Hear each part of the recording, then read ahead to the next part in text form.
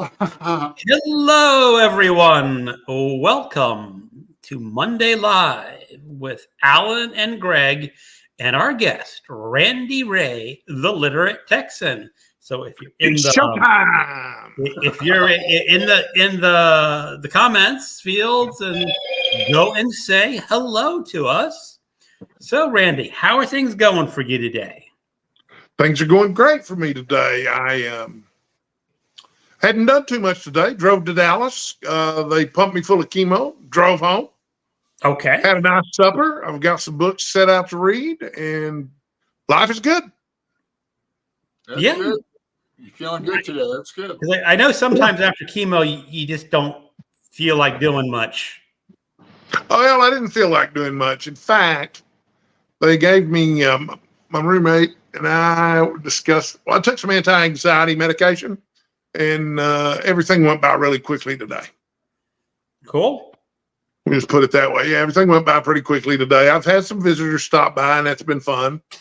You know, and I don't drive myself to and from my chemo appointments. So basically, I get to nap. I love that. I love the afternoon nap. Yeah, I I didn't do take love it a nap. today. I usually do. I've been up since like 4 a.m.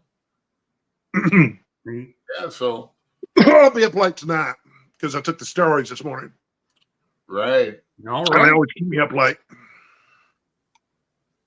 Did, So I did, think last Monday I went to bed at 5:30 in the morning, and then I got up at 7:30. So for a day there, I was on Steve Donahue kind of hours.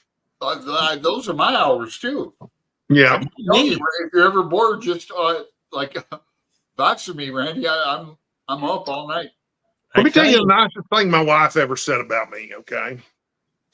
One day my daughters went into her, Mom, we're bored. We don't know what to do. Your mom said, go talk to your dad. He's never bored. That is nice. Nicest thing she ever said about me. Yeah, Yeah, we're really bored. That's cool. Now, to me, I sleep at night, right around 11 o'clock or so. My brain shuts down. I can't read anymore because I'm just too tired. I got to wait for the wife to go to bed because it's really hard to go to bed when someone else is awake in the house and putting around. But I sleep through the night. Do you dream, Greg? What? Do you dream? Very rarely. Rarely dream? Very rarely. And Alan, how about you? Anything exciting happened today? What happened today? I went and ran an errand. It's been downright chilly in Portland. Like last night, I had to close my windows. I woke up and put on a hoodie. Almost turned my heater on again. You believe that? I do. That can happen out in the Pacific Northwest at this time of year. Yeah. When I was at Seattle. Something they call June gloom. Mm-hmm. But it's going to be Fleet Week. I might do a vlog. Do a like Portland related vlog. Fleet Week. All that. They'll bring Destroyer down. Probably the biggest ship. But bring stuff down from Canada and that. Cool.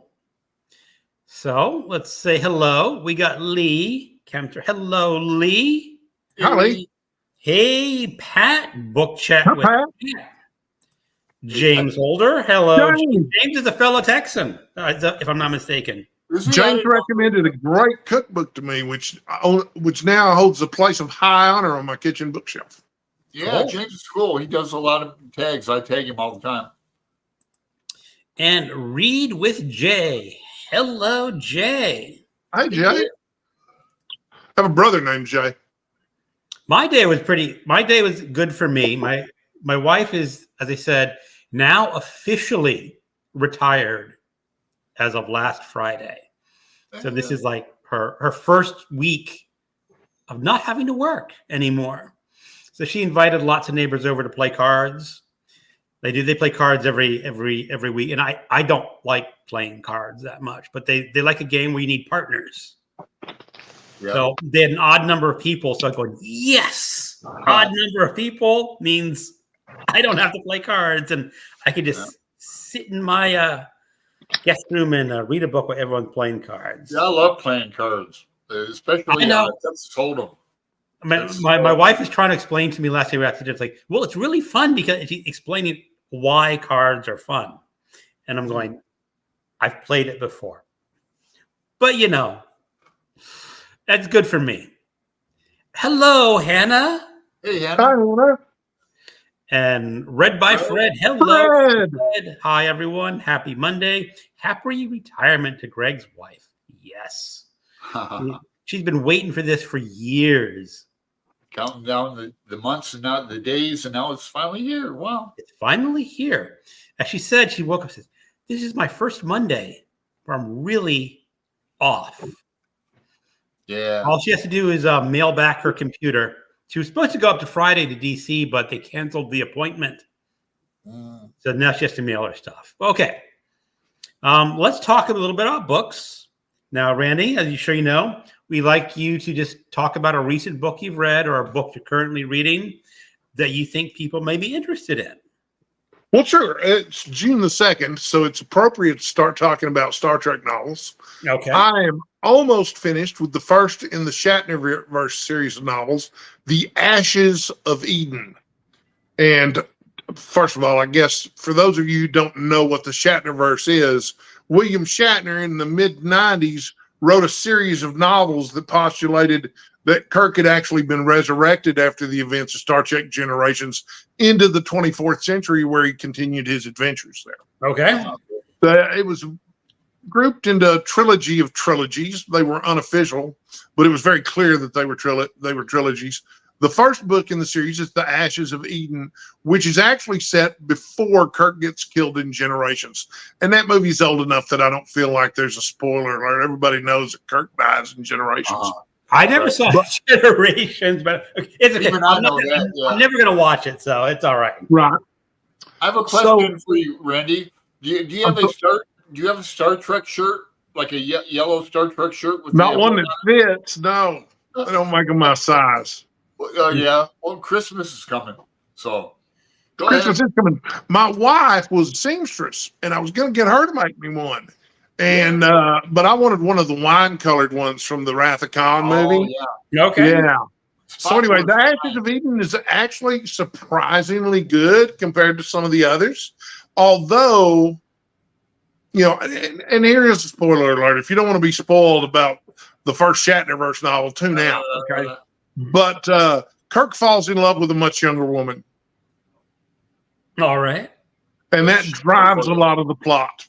That's Shatner for you, huh? Now, here's a question, Ray. Did Shatner actually write these books, or was it just... No, these books were ghostwritten by Judith and Garfield Reeves Stevens. Okay. Who know the lore of Star Trek like the back of their hand. They're really impressive in that way.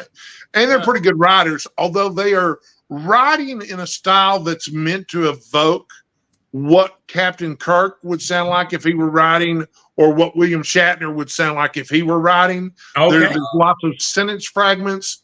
It reads a little bit like a Lee Child novel, even though I don't think Lee Child found popularity until about 3 years after these came out. So the story in this one is pretty good so far, though. I mean, it's kept me reading. I read The Return last year, but I'm going to reread it again this year because I'm actually reading all 9 Shatnerverse novels as a buddy read with my friend Brandy at the Book Collective. Okay. So Yeah. Steve and I had talked about doing all the Shatnerverse novels, but he chickened out. He may change his mind. You know how Steve is, but I did read those awful Phoenix novels. Problem with Steve is he could read one of those books in an hour. Well, this is true. Yeah. My ex Molly, her daughter was a big time Trekkie, and for Christmas, it's all she wanted was Star Trek accoutrements, the paraphernalia. It's all Star Trek. She was a genius. Anyway. Okay, Randy. Anything else? Well, I was going to show you the cover of this. My Kindle doesn't always work as fast as I would like for it to. No. I'm also in the middle of, and I think I'm about 60 or 70% through with the recently published Diary of John Steinbeck from when he was writing The Grapes of Wrath. Okay. And it's really interesting. Yeah, very I'm really enjoying it. You get some insight into his work habits and what he thinks about his work in it. It's also really, really short. Here's the cover to that Ashes of Eden, which, I don't know if you get the full effect there, but I really like the artwork on it. Okay. Definitely, it definitely wants you to know that Captain Kirk is the star and William Shatner is all about it, so. Oh, all right. But yeah, so I'm reading that. I've done a lot more reading on my Kindle lately than usual. I don't know if y'all saw my wrap-up video for the month, but I only did like 14 books in May, and I think I only read 3 or 4 of them on paper. The rest of them I read in here. That is a lot. So, I read most of my stuff on Kindle nowadays. well, it's just so convenient. I can read it in bed. It's backlit, so I don't need the lights on. And I can adjust it so that it's filtering out the blue light, too. Exactly. I've got some stuff coming up I'm excited about. There's a biography of Larry McMurtry. Oh, you mentioned that. Oh. Yeah. Okay. Yeah, and I've only read the first 2 chapters, but it's excellent so far. What else have I got on tap here? Now you've heard my. I kind of dip into these until I can get into them more seriously. You know what I mean? Hey, Randy, you've heard my McMurtry story, haven't you? I'm sure I have. We've talked about Larry McMurtry before, but refresh my memory. I met him. He owned Mesa Bookstore in Mesa, Arizona. Right. That was a really cool bookstore. It was like 3 floors, old wooden floors with like ladders, sliding ladders. But anyway, continue.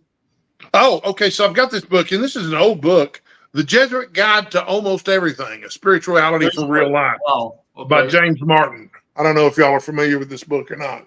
No. I know what Jesuits are. Well, it's an interesting book. Priests. It's better than most of the self-help books I've read, and I am not a Jesuit nor a Catholic or particularly religious at all. But it's an interesting book, and I'm enjoying it so far. I started Martin Amos's The War Against Cliche, which is a collection of essays and reviews. This was recommended by, oh golly, hello, boys and girls, ladies and gentlemen, drinkers, thinkers, and obvious thinkers. Well, who's the fellow's name? Younger fellow. The who? You know what? I'll remember his name as soon as we hang up. But anyway, it was recommended by him. But yeah, I got Ernesto Modesto. This is a time travel novel. And I don't know how I got recommended this. Ernesto Modesto, the world's most ineffectual time traveler. So that one looks interesting. I haven't read any of it yet, not even a page, but I'm excited about it. I've got How to Talk About Books You Haven't Read, which I haven't started yet. Walk Like a Buddha. I like the subtitle of this. Yeah. The subtitle is Walk Like a Buddha, even if your boss sucks, your ex is torturing you, and you're hungover again. God. So that one looks really cool. I read the first chapter of it the other night. It was good. So yeah, I got a whole mess of stuff here to read. That's just the stuff that I haven't categorized. Oh, this is exciting. I got to get to this month. My favorite movie is Casablanca, right? Oh, mine too. Well, there was a sequel written to it as a novel. Well, it's called As Time Goes By. The ending of the greatest film of all time is just the beginning. Play it again, Sam. Okay. As time goes by. And I've read about 15 pages of it, and it's not bad. It picks up right where Casablanca leaves off. Ricky and Louis are on Louis Renault. Friendship. They're on the road, man. Yeah, they're on the road together. So, but anyway, I'm looking forward to digging into that a little more deeply. Yeah, that's the last line of Casablanca. Louis, I believe, what is it, Louis? I think this is the beginning of a beautiful friendship. Friendship, yeah. I love that movie. Oh, me too. Obsessed with it. It's absolutely wonderful. They play it at the Hollywood Theater here in my neighborhood. We have a beautiful theater that it kind of looks like it's a really old theater. Kind of looks like this, really big. Very nice. Yeah, I've seen a couple movies there. I fell asleep there during that Flower Moon. I went there with a group of people. I ended up falling asleep. Oh my God. Yeah, with a group of people. Anyway. All right, let's catch up on some comments. We've got Nicole Bookish Nook. Hello, Hi, Nicole. Nicole. Hey, Nicole. We've got Fred saying, I'm reading Genesis Wave, Star Trek, and wow, it's really good. I've been pleasantly surprised of how good Star Trek books have. I have never read a Star Trek book. I've seen the original series and Next Generation and some of the Deep Space Nine. It's not too late to start, Greg. Eh. Never too late to start. Hello, Bad. Bad is coming in. Hello, Albert. Hi, Albert. Hi, Randy. I'm at the grocery store. I want to drop by to say hello. I'm at the Aldi store. Okay. There you go. My wife loves shopping at Aldi. Aldi's great. I've just started The Entropy Effect by Vonda McIntyre from the original series for Book Trek. I read her novel Dream Snake, which is really good. It was. Yeah. Have you ever read that one? I have it. It's on my list. It won the Hugo. It did. It's very It's on my progressive. list of Hugos for my Progressive Hugo film. project. Very good. She also did the adaptation for Star Trek II: The Wrath of Khan. I think you're right. I think she got sucked out of writing original novels and got into like writing Star Trek novels and other sorts of writing projects. So Hannah's also been thinking about that Steinbeck volume. Yeah, People I say love hi East to of each Eden. other. East of Eden is my Joe Spivey. Joe Spivey. Thank you, Hannah. I have not watched much Joe Spivey. Amblers, ramblers, and degenerate gamblers. Okay. People saying hi. Constance Campbell, love the Laughing Buddha. Okay. I have to order as time goes by. Okay, Alan, before you start on yours, I want to give a plug. Michael Walsh is the author of As Time Goes By. If people remember, I did a video last week where I tried to read a fantasy book that I got from Costco. yeah. And it did not go well. And it's called Five Broken Blades by May Cortland. And this is available as a giveaway. I have 2 people in the comments who said they wanted it. But if you are watching this video, or no, this is not video, this live stream, and you want this new adult fantasy book. Tell them what they have to do, Greg. Loosely based on Korean mythology. All you have to do is leave a comment saying, give me, I want that book. And I will put your name into the hat. And once Alan is done, I finish talking about what books I've read. I will draw the names from the hat and see who gets this free copy. Now, do you want a little more information? Do you want to hear the trigger warning? Sure. Please. Yeah, let's read the trigger warning to see if I can get some people interested in getting this book off my hands, or getting it into the right reader's hands, I should say. Hannah or Pat would probably want it. Maybe they can put their name in. Five Broken Blades is a dark adventure fantasy full of deadly liars, gray morals, and kingdom-destroying secrets. As such, the story includes elements that might not be suitable for all readers. Violence, blood, death, including the death of parents, children, incarcerated people, and animals. Poisoning, substance abuse, alcohol, sexual activity, animal abuse, gender-based violence, sex work, suicidal ideation, and indentured servitude are depicted. Rape, assault, and graphic genocide are described. Readers who may be sensitive to these elements, please take note and prepare to make a play for the crown. So, wow. If you want it, check all the boxes. And I will mail it to anywhere where I can ship U.S. media mail. So basically, it's not worth sending to a foreign country because it's just too expensive.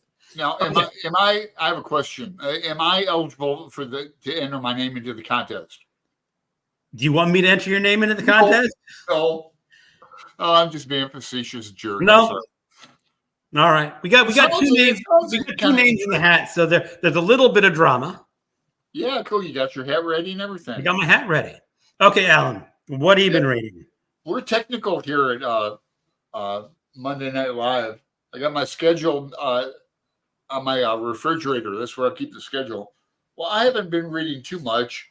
I've been immersed in Ulysses, so got my Ulysses at the ready, and I'm listening to the episode and reading the 1922 edition. Don't make me hold up my big Ulysses. Reading the essays that come with each episode of that, and then I've been listening to the biography. It's another rock biography of Van Halen. I don't know how I got started on this kick of it showed up in my Libby recommendations because I did one on Paul Stanley of Kiss like last month, but it's been interesting. I'm almost done with it. It's like fluff to listen to while I'm taking a train, but mostly Ulysses. I'm not like you guys. I can't read all these other books like you and Debs, Greg, and geez. I might read some Louis L'Amour for June on the Range. I've got a couple, but yeah, it's Ulysses for me, basically. All right. And what about you, Greg? Well, I've been doing a reread. It's for June on the Range. Yeah. This is a Little Big Man by Thomas Berger. Doing a buddy read with Mark at Book Time with Elvis. This is sort of like a cross between, it's set in the Old West, but it's kind of a stretch of calling it a Western. I guess anything set in the Old West can be a Western, but it's a really fun book because it starts off, it's 1953, and there's I guess he's a man who lives off his father's wealth in a life of leisure, just writing what he wants. And here's a story of a old man in a home who claims to be the last survivor of the Battle of Little Bighorn. Oh yeah, I remember. I've seen the movie. I remember that now. And he searches them out, and the guy says, "I'm 111 years old, and he was raised by Indians since he was 10 years old, and then he had this whole life." And the thing is, you're reading this, and this guy's just an outrageous liar. Yeah. Yeah, all his tall tales. Everything he says is probably a lie. And even the guy who's supposedly interviewing the guy, he said, the guy interviewing this guy is probably a liar too. And so you see, you got a liar telling a story about a lie. So you get all these tall tales about the Indians, and he's meeting all sorts of people. Yep. It is a good day to die. I remember that. The Indian right. There's a scene where Alan, you'll recognize this, where the narrator's talking to his sister, and his sister fell in love with a male nurse who was at the Battle of Fredericksburg. Oh, no kidding. Wow. Great. And he became a famous poet. Oh, you know who that is? What, Whitman? Whitman. Yeah, of course. So when you read this, there's lots of people in this book who are famous. Yeah. Historical, and the guy's just encountering them. And he just, he I think it was Kit Carson. He walked to a house, and the guy said, "Get out of here." And then later told us Kit Carson. So he just throwing these names in, and all sorts of interesting people are popping up in this book. So I really like it. It's a reread for me, but it's just outrageously funny. Part of it is probably not going to do well with a lot of modern readers because he is talking about living with the Native American Indians, and he's talking about attitudes that the people in previous decades had towards the American Indians, which may not go over well with some, but there's just, this is absolutely hilarious. I guess part of it's funny, part of it's not, is when his family is being butchered by the Indians because they're on a wagon train. and they get the Indians drunk, and the Indians say, let's just kill the white people. Oh, God.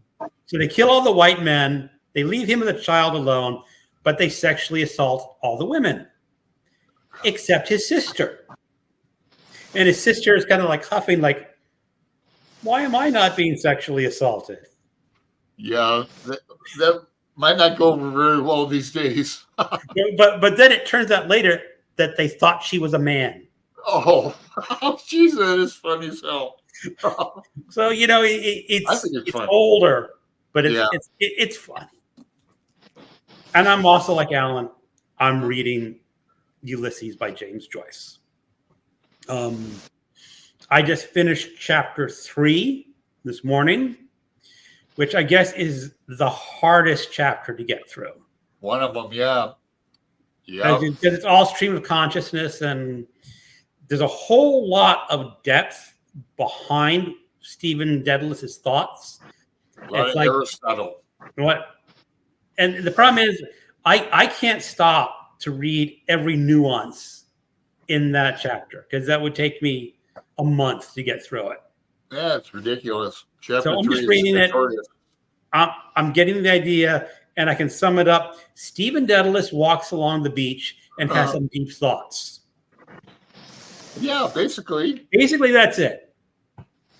All right. I'll do my video on it tonight after I read the essay and stuff. But yeah, it's not my favorite episode at all. After we get through, then now it really picks up. Now we get to Leopold Bloom, I believe.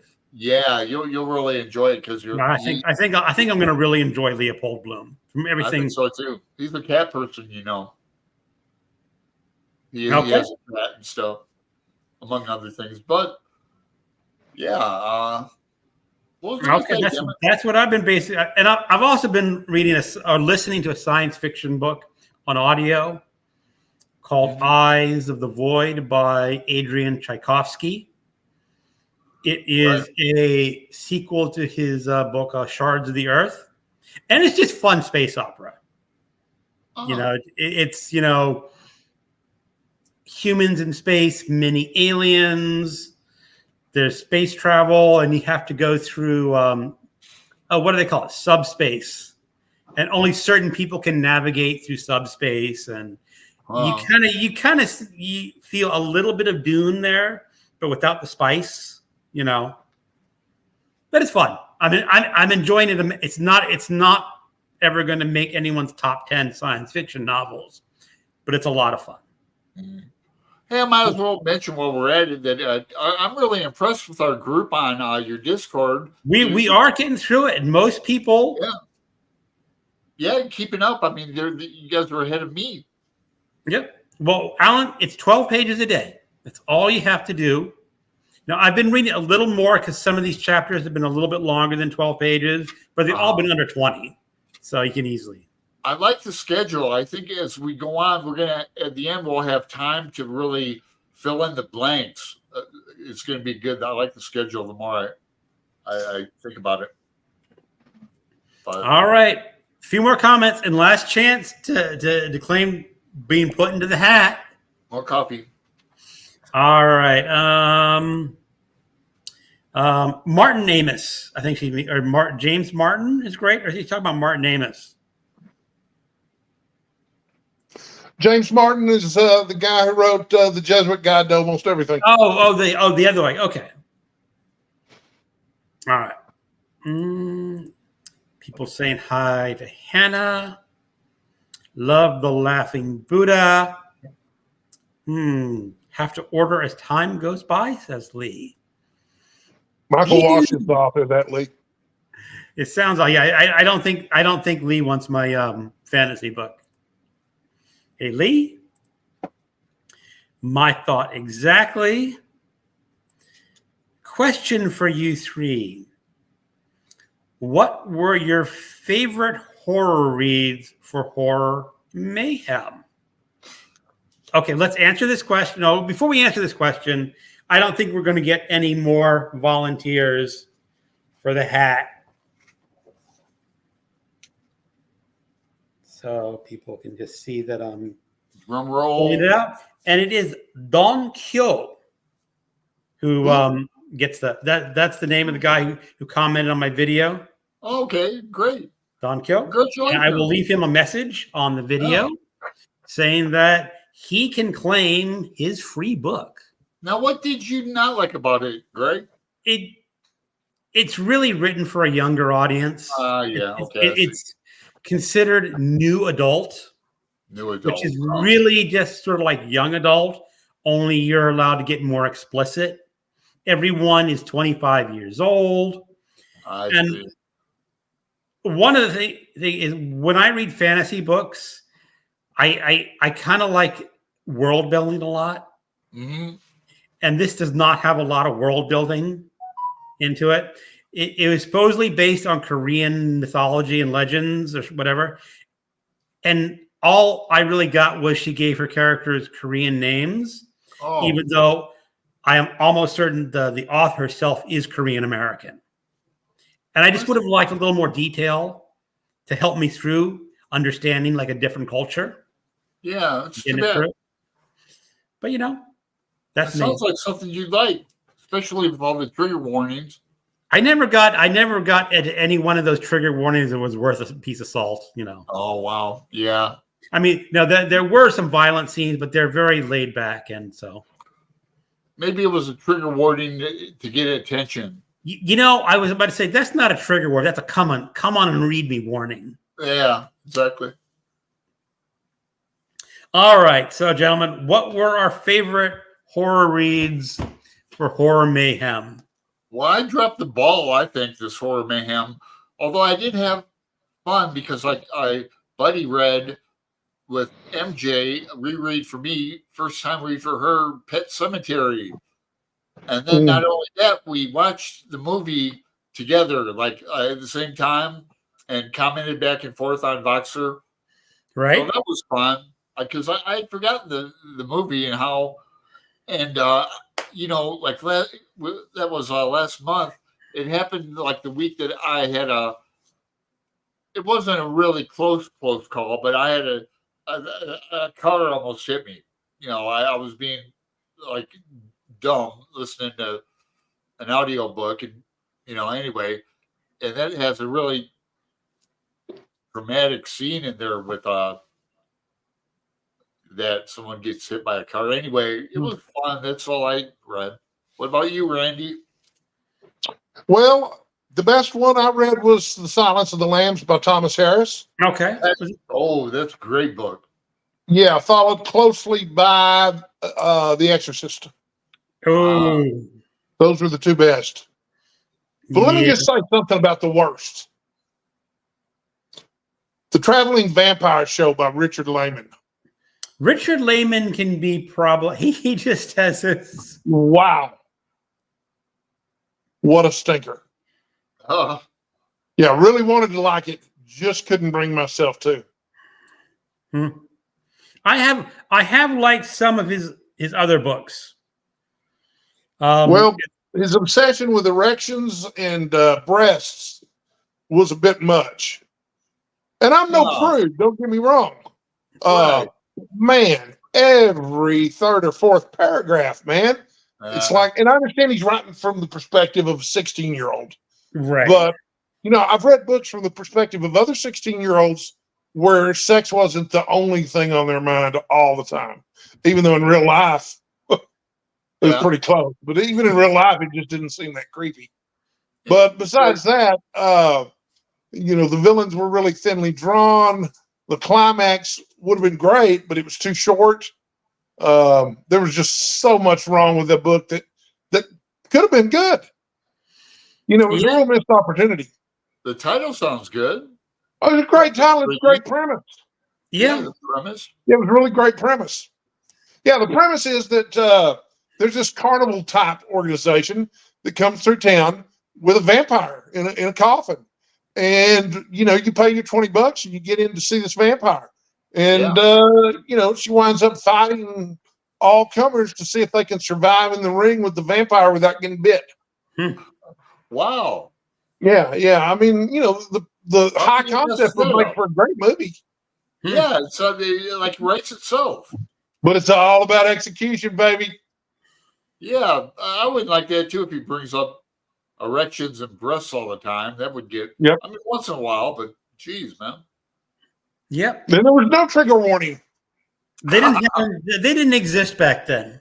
At my age, you don't need trigger warnings. You know, I don't need them either. Too Unless you're bad, looking for a Randy. book that you're interested in reading. Ooh, wait a second. This has lots of graphic sexual detail. I'll read that. Yeah. All right. Let me slow down. With me, I would put it back on the shelf. I would, Let me slow down my reading here for a minute. Okay. For myself, I actually read a number of really good books. None totally knocked out of the park. One came close.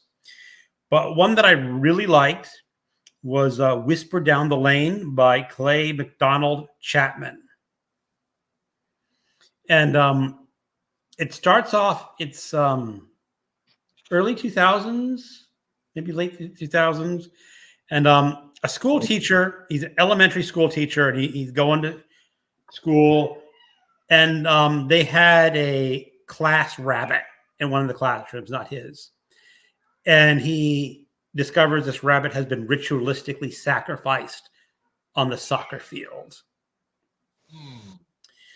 And he looks at it, and there's a note in the rabbit's guts that says gross. "Happy birthday," and then whatever his name is. God. And it turns out that and it goes back in time, that there was in the 80s there was a satanic panic. Right, I remember. Yeah, I remember it well. It talks about how this one boy was convinced to basically say that his teacher was a Satanist and his other teachers were Satanists, and they made all the kids participate in the satanic ritual. And he was just making it all up. Right. The West Memphis, But the teacher eventually committed suicide, even though he wasn't found guilty. He just was like so traumatized. And then the two plot lines have to merge in the way the good books do. Have you guys heard of the West Memphis 5, I think it is, or West Memphis 3? All about this satanic panic where they put one guy on death row for years. He finally let him out. I forget his name. I'll remember it like in an hour, but it was a nonfiction book, a really good book. West Memphis 5, I believe it is. West Memphis 3, says James and Quentin Curious. Oh, yeah, there you go. Thanks, James. Yeah. Hey, James. And I reread Jaws, the paperback. That's fun. Which Eventually? maybe is a horror novel, maybe is, suspense, depending how you want to classify it. And then I listened to the audiobook of the Amityville Horror. That sounds fun. It was told as if it were nonfiction. Right. And my comment was, did anyone ever actually believe it was nonfiction? Or is that just get a gimmick to get people? I mean, my comment was, as a novel, I don't think it would have worked. I think it would have sunk as a novel. But claiming that it was nonfiction was a brilliant ploy to get that book out there. Ray Garton didn't believe it, and he was the ghostwriter of the book. So, no, Jay Anson wrote it. I think that might have been a pen name for Ray Garton. I don't think so. I looked it up. He was a real author. I very well could be mistaken. Wouldn't be the first time or the last time. I looked it up on Wikipedia, and they had Jay Anson as a real author. Right? Okay. Huh. I wonder why I'm so convinced that Ray Garton had something to do with that. Maybe he was involved in a different project. Well, he might have been involved in a different book about the Amityville house, because there's more than one. Oh, there's more than one. That is correct. So Lee asked me, Greg, what was the Dumas book that I read, I forgot, shows what I feel about No More Horror Mayhem Let me get that. I have it on my shelf. But the Stephen King book about Florida, where the character's a painter. Oh no. I know I'm talking to Lee. What, Randy? Ray Garton died. Oh, How awful. I thought he died a couple years ago. yeah. He died last April. I had no idea. Oh, last April. That recently. Yeah, we were friends on Twitter. Oh, shit. What a Wow. drag, man. He wrote some good books in his day.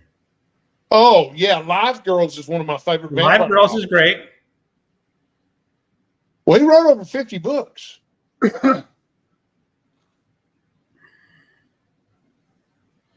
Oh, so Lee, Horror at Fontenay by Alexandre Dumas. I think that's the one you were Okay. talking about. I have not read this yet. It's older. You know, Count of Monte Cristo. the author of the Three Musketeers. Count of Monte Cristo is my favorite. Mm-hmm.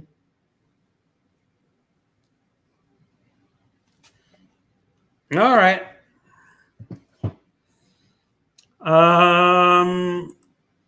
Constance, has anyone read Red Dragon? Terrified me. I've read Red Dragon.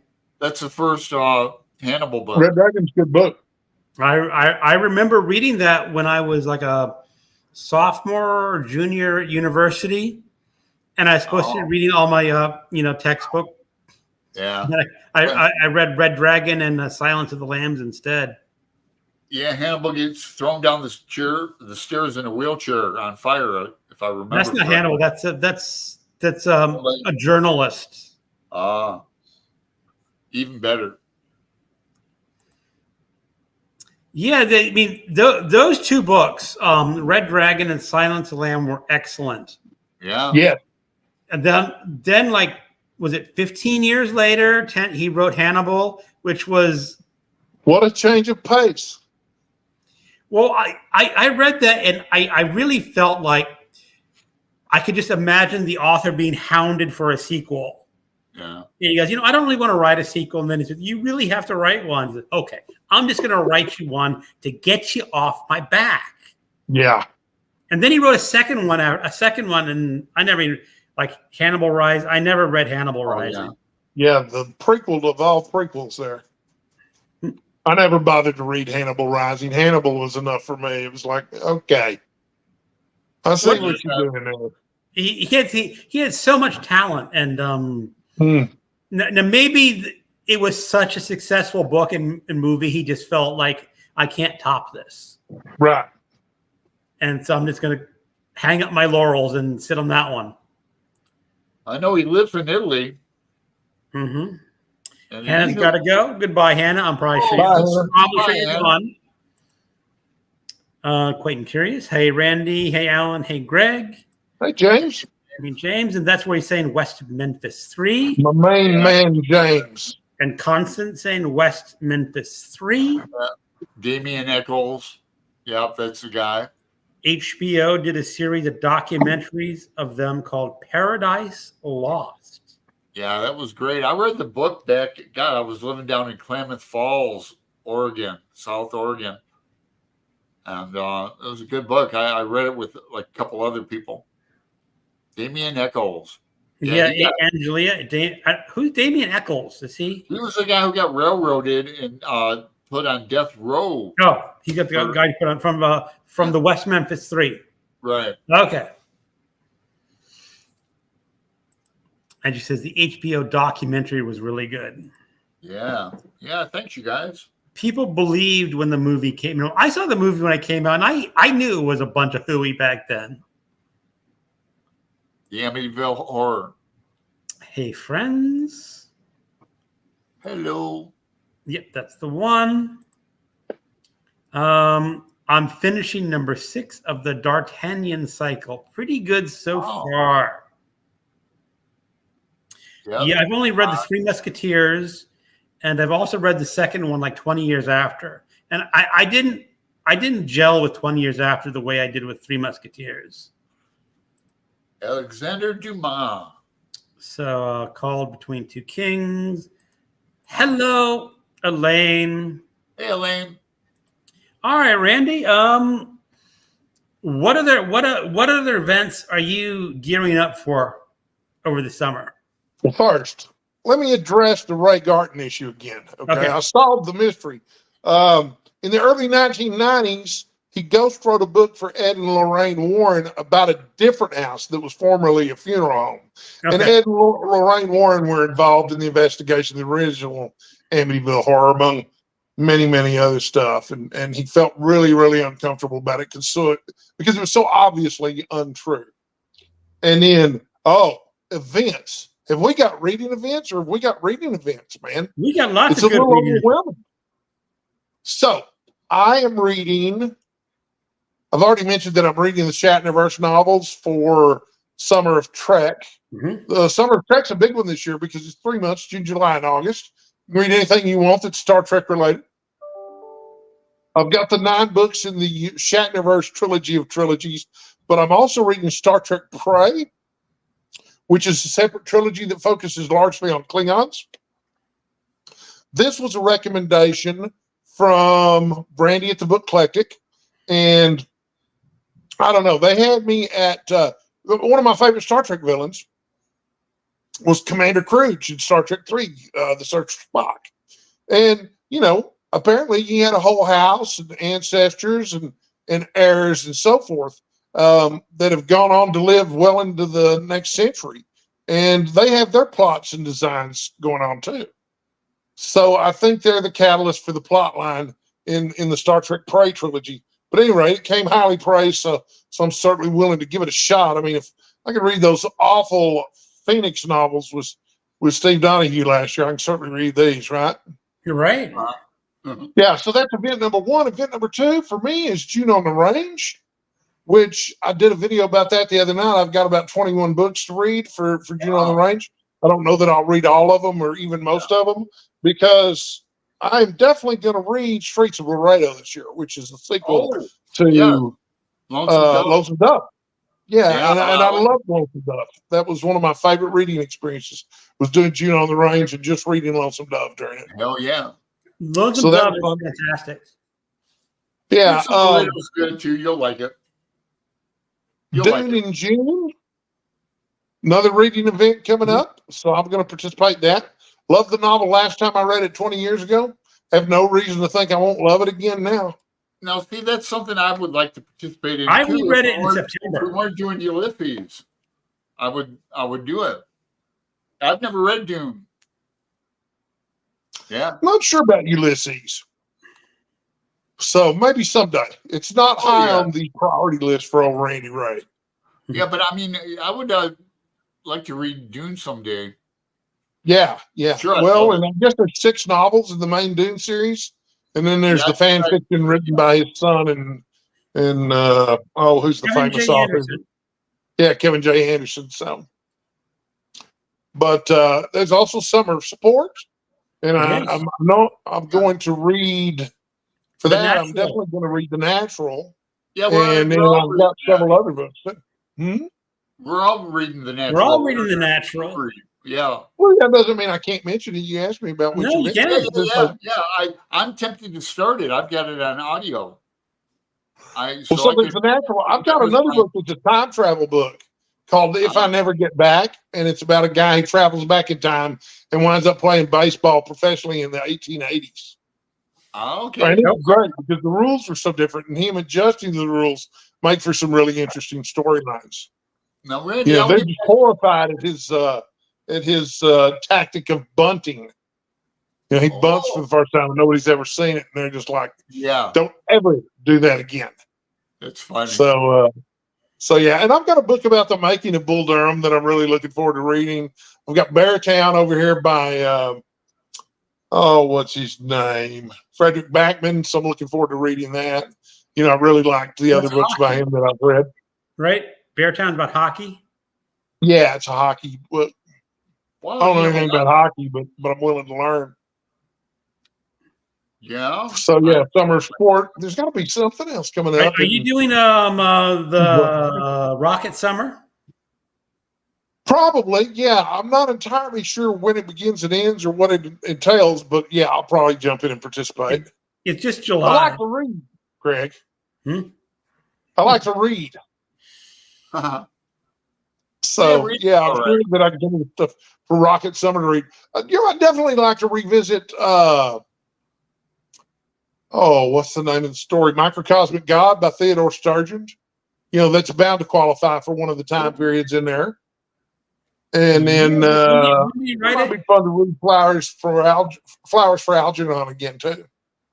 Now, would you read the original short story or the novel of that? Flowers for Algernon. Yeah. For this event, I would read the short story. I've read the novel several times, and it's wonderful. But if I can get away with 25 pages, why not? But yeah, it's been years and years and years since I've read the 25-page short story. So it would be nice to see what it was like, comparatively speaking. Because I think I've only read the short story of that one. I've never read the full novel. Well, the novel's really good, man. I'll have to see if I have a copy around here that I can send you. I had a nice mass market paper book that was in good shape. So yeah, I have a copy of that on my shelf. Because it used to be that you could go in a used bookstore and say, "Oh, $1, I'll take that." Mm-hmm. Now you go and it's like, "Oh, $5? Maybe not." Yeah, the prices have gotten crazy. It used to be real simple at the bookstore. You go to the bookstore, whatever the cover price was, you'd pay half of it. And then when you sold your book back to them, you'd sell it for a quarter of the cover price. Really easy to calculate everything. Not anymore, man. Now, they give you like 10 cents a book or something? How's that again? 10 cents a book? I don't remember that. Do you miss your bookstore back, Randy? Beg pardon? Do you miss your bookstore, or are you glad you don't have to deal with that? Or I don't think about it much anymore. No. It was a wonderful experience owning my bookstore, especially because I've formed friendships with my customers there. I'm still friends with a lot of them. In fact, we've talked about having a reunion, but I don't miss losing money every month. Yeah, there was a lot. I made a lot of mistakes. I'm an alcoholic and a drug addict, and one of the character flaws that alcoholics and drug addicts seem to have is a huge ego. And so I had sold an internet business that had done really well, and a good percentage of that was luck. But I'd made a fortune at it. And I thought, Warren Buffett likes to talk about how he'd much rather have a terrific business with a mediocre manager than a mediocre business with a great manager. And he's right. The bookstore business is not a great business to be in. I don't care how good the manager is. But I thought I was a business genius because I'd made all this money and that anything I touched would turn to gold. And as it turns out, a retail establishment, especially a bookstore, needs 2 or 3 things. 1, a big population nearby. 2, lots of parking. And 3, lots of foot traffic. And I had none of those. Mm-hmm. I was in downtown Wiley, which was a small town with very little parking and no foot traffic to speak of. And it was certainly not primarily that a horror horror, bookstore, which is what we specialized in. Was it a horror bookstore primarily? We specialized in horror books. The name of the bookstore was Eerie Books. Yeah. Yeah, and of course it's small town Texas, and these people not only have not forgotten the Satanic Panic, some of them are still living in it. I had multiple characters, local characters. I'll just use that. Come in and discuss with me what I was doing wrong by owning a horror bookstore. And I showed them the Christian horror section, and they didn't care. Oh, Christian. Yeah, I had all the Left Behind books. Well, I had all the Left Behind books. They never sold, by the way. Oh, right. I've read those. I read those in prison. Yeah. So, yeah. And I've got a Satanic Panic story for you, by the way. Oh, I grew up in Bonham, Texas. And we played Dungeons. We got permission to play Dungeons and Dragons in the cafeteria before school started every day, as long as it was okay with Mr. Smith. Mr. Smith was in charge of discipline in the cafeterias in the mornings. Also, Mr. Smith was pastor of a local church, Baptist church. And so I think the second day that we were playing, He decided he needed to sit down and talk to us about this game. So he whips out a pencil and starts marking up our D&D books, okay? In the places where it talks about spells and witchcraft, taking everything out of context, okay? But you know how a junior high school is. I guess they call it middle school now. We called it junior high then. But it got definitely quiet in the cafeteria because he had a really compelling voice. You know, and by the time he was done, all of our classmates were absolutely convinced that we had a little coven of witches and warlocks meeting to do witchcraft. I don't even think we got our rule books back, man. It was a drag. That's crazy. It was just horrible. Just horrible. Yeah. And a bunch of parents met with the principal and you know, they wanted justice or whatever, but they didn't get it. Of course, some of us grew up and we're a little more creative with our vandalism from then on. We had a symbol and, you know, like they'd go to a camping ground and spray paint the words "the order" and their special symbol there. So people in Fannin County really did think there was some organization called the Order out there that was conducting witchcraft and stuff.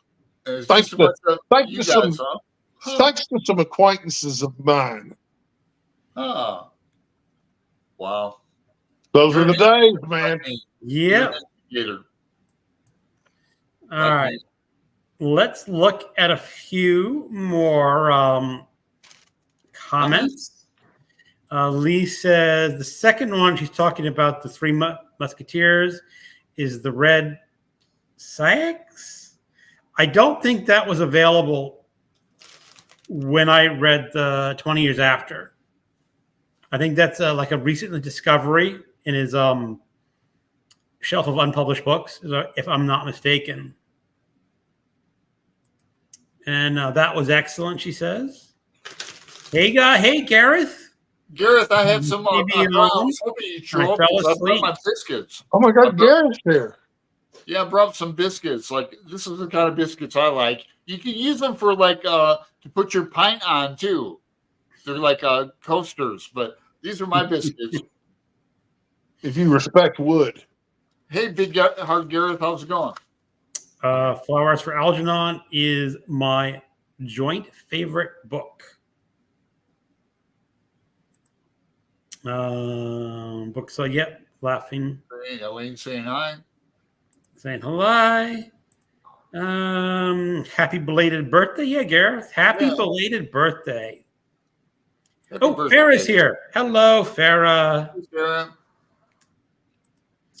Hey, Constance, thanks for the conversation, gentlemen. I need to sign off to read One Good Turn, the second in the Atkinson Jackson Brody series. New one coming out later this year. All right. People saying hi to each other. Hi. I want to put it out there. You know, we're looking for. Oh, wait a second. We got Flo from the Grape Jelly Library. Almost missed her. Oh, hey, Floss. Good to see you. I want to put it out there that we are looking for guests for like next month in July, and we'd like to have. We've been thinking about like James, he knows it, and then even Farrah. She was. We put the word out there. She was thinking about it. So like, we did, Farrah. I'm available. You might come back again in this summer. That's always possible. Randy's a two-timer. July? This is a two-time club. Yeah, we have three-timers. Gareth has been on 3 times. Yeah. 3 times. In August. Maybe we can celebrate by having me back on in August. Maybe. Sure. Oh, here's a question from Fred. Randy, what is your favorite science fiction show? Buck Rogers, Star Trek, Babylon 5, Battlestar Galactica, other. Oh. Star Trek, the original series, all the way. Yeah. I'm a grumpy old curmudgeon who loves Captain Kirk. Okay. What about you, Alan? Do you have a favorite TV show? Science fiction TV show? Can you do this, Greg? I bet you can't. I can't do that. See, I've got skills, man. Yeah, I got skills. My favorite, like sci-fi TV show. Out of those, I like Star Trek better than Star Wars. I know Una Codex Cantina I hope he doesn't hear that. And I had a girlfriend who loved Battlestar Galactica. I like. Wait a second, Alan. Which Battlestar Galactica? Oh, I don't even know. That's the question. Oh, which one? Huh? There's the rub. I saw the original. I was not a big fan of the original.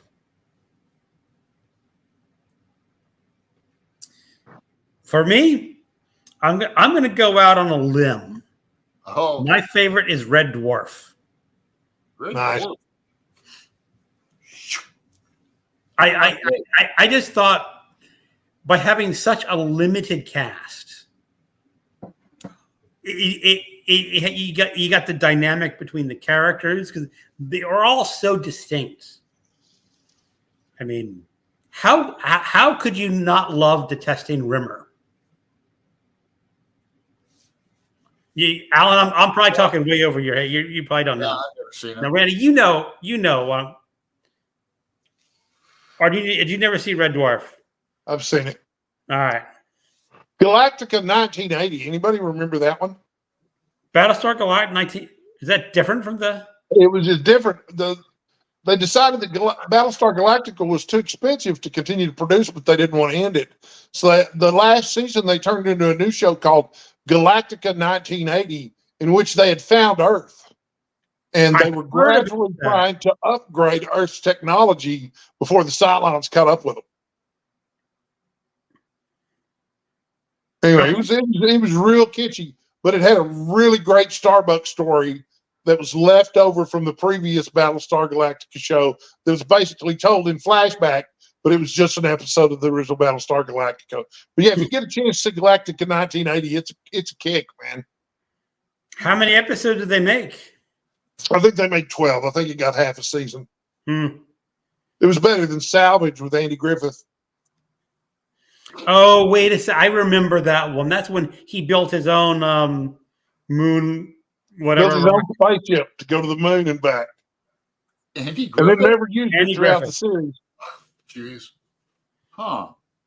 I missed That, that. they made some truly awful TV shows. What was it? V? Oh, yeah. V. Yeah. Not And and then they V. no, that was where they had the sexy woman lizard boss. It wasn't just science fiction either. It was fantasy. The 1980s brought us Mr. Merlin. That only lasted for a season or two, but that's about a teenage boy who meets an auto mechanic who turns out to be Merlin the Wizard. And the little boy's really special because he's able to draw the crowbar out of the stone. Ah. And there was a TV show of War of the Worlds. Yep. We were talking about Casablanca earlier. You know, there was a Casablanca television show. I did not know that. It starred David Soul as Rick. Oh, Lord. I And think I Hector remember that. Elizondo played Renault. Who did?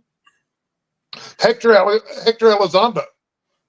Oh, I And a remember very that. young Ray Liotta starred as Sasha. Huh. Oh, it's Scatman Crothers played Sam. Sam, the piano player? Wow. Yeah. But it He took a did. lot of inspiration from the Indiana Jones movies. It was straight up, we're on the edge of the jungle adventure kind of stuff. And it didn't last for a whole season either. But I've got it. I've got a special edition box set of Casablanca that that has the episodes of the TV series in it. So it's a real nice piece of Casablanca collectible there. Yeah. David Soul just died recently, too. Yep. Starsky and Hutch. Say Well, see, he hi. had that hit song. Flo loves your shirt, Alan. Oh, thanks. A friend sent it to me Yeah. for my birthday last year. My wife, I'm picked, wearing a my wife picked that out as your Christmas present, so Yeah. Chris did. she did. Now, Floss sent me a couple shirts too. She sent me a Kiss shirt, then she sent me an Elvis shirt. And people are free to send me things. I encourage it. Just go to my About section. At the bottom is my address, and you can send me like cups and things and shirts. Books. Doesn't have to be my birthday. Oh, Gareth says he'd love to come back. Yeah, Gareth. I'm sure you are coming back sooner or later. Yeah, for the fourth time. For the fourth time. Cold Belt Jim's Dragon. coming up in a few weeks. We got Tom at LA Books next week. Tom at LA Books, who lives in North Carolina now. But Okay. Cold Belt Dragon. Elaine would be interested. oh, okay, Elaine. Well, either contact us through Voxer or email. Yeah. So we can arrange that. See, here's we're really technical here. Here's a schedule. So we're Yeah. You It's gonna like rest your Rick's head on hat. that? Okay, Randy. He had to introduce the dog. yeah. Okay, so this is Brockmire, my dog, my better half. Cool. I got him when I was 50 years old, and he was the best looking pound in the puppy. Yeah, No, he's he was he's a not. He was the good-looking best dog. looking puppy in the pound. But Good-looking dog. he's part boxer and part pit, and he's all love. He's a good boy. I don't know what I'd do without him. All right. You can get down there. You showed up enough, Brockmire. Well, you He's know, named after a TV show called Brockmire, which stars Hank Azaria, which is absolutely terrific, by the way. Now, does he like playing tennis ball or frisbee at all? Oh yeah, he loves to go chase stuff down. He's not Good. great about bringing it back to you. Oh, you have to He's train one of him. those dogs you throw him a tennis ball and he grabs it and runs off with it. You can train him with treats to come back. That's how I train my Yeah. dogs at tennis ball. I love playing with dogs. He's pretty well trained. Do what? Not yet. You come say hi to everybody. Huh?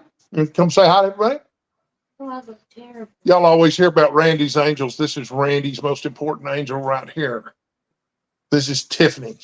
hey, Tiffany. Nice to see She's you. remarkably well read, beautiful, and she's a nurturing caregiver. Okay. Ah, yeah. very nice to see you. Thank you, hon. So, okay. Garrett's favorite sci-fi TV show is Farscape. I don't think I've ever seen Farscape, Might be an English thing. but I love Trek a lot, as well as Babylon 5 and tons of other shows. Garrett says a nice mention of Red Dwarf. I remember Galactic 1980. Was it really that long ago? I know, man. They say I saw something like on YouTube. I go down rabbit holes, and lately there's Terrence Howard did an interview with Joe Rogan about new physics and all this stuff. God, I forgot where I'm going with this. About how, like, as you age, time actually does speed up. They're trying to prove that it does somehow, but it sure does feel like it. And I heard sometime it's like toilet paper. As you get to the end of the roll, it seems to go faster, right? Okay. Perception's reality. Yeah. Fred, when I was a kid, V came out. I had nightmares when the lady had a lizard face. Yeah, things give me nightmares too. That's why I didn't rewatch The Exorcist. I'm sure I'd have nightmares over that. That affected my brain. Gareth remembers Galactic 1980 had Dick Van Dyke's son in it. Dick Van Dyke just turned like 96 years old. TV I'm star. surprised he's still around. Yeah. He's still around, he's still working. He's still working? Yeah, he had a party in the Days of Our Lives that went on for several months. Okay. Yeah. We watched General Hospital here. I've been watching that for 40-some years. So Gareth also loved V. Does anyone remember Earth 2 on TV from the 90s? I love that one. I don't know if it was really good, but as a teen, I ate it. I remember that there was a show called Earth 2. I'm not sure I ever saw any episode of that show. What about the show Alien Nation with James Caan?